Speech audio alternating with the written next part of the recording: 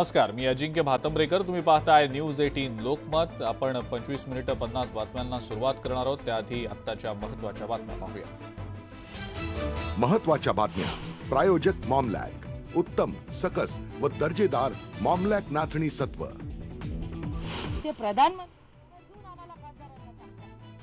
अदृश्य शक्तींकडनं संविधानाची चिरफाड, सत्तेचा गैरवापर करून देश चालवला जातोय. सुप्रिया सुळेंचा केंद्र सरकारवर हल्लाबोल.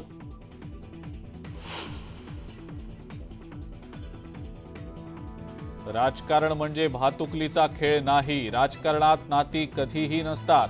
माझी लढाई वैचारिक. सुनेत्रा पवारांच्या उमेदवारीच्या चर्चांवर सुप्रिया सुळेंची प्रतिक्रिया.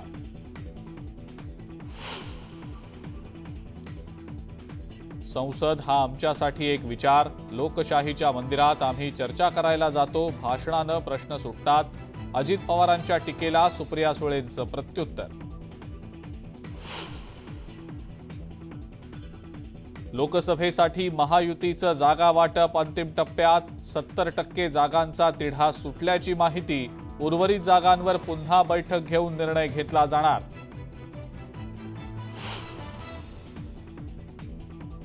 आगामी निवडणुकांच्या पार्श्वभूमीवर भाजपची दिल्लीमध्ये महत्त्वाची बैठक.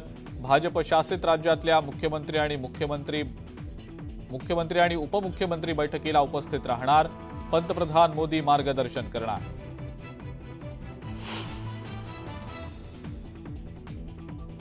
मोदी पुन्हा निवडून येऊ नयेत असं पाकिस्तान आणि चीनला वाटतं. काही लोक त्याचीच री ओढतायत. मंत्री सुधीर मुनगंटीवारांची विरोधकांवर अप्रत्यक्ष टीका. पंकजा मुंडे आणि देवेंद्र फडणवीसांची दिल्लीमध्ये बैठक. बंद दाराआड तब्बल 25 मिनिटं चर्चा. चर्चेचा तपशील गुलदस्त्यात.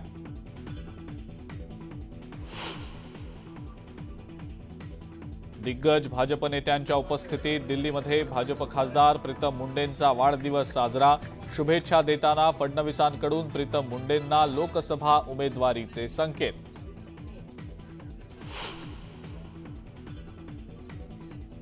मोदींच्या नेतृत्वात देशानं 10 वर्ष प्रगती केली. पुढची 5 वर्ष मोदीच पंतप्रधान राहणार.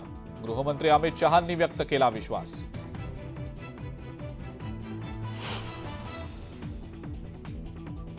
वीस तारखेपर्यंत सगळे सोयरे अध्यादेशाची अंमलबजावणी करा, अन्यथा 21 तारखेपासून राज्यभर नियोजनबद्ध आंदोलन. जरांगेंचा इशारा.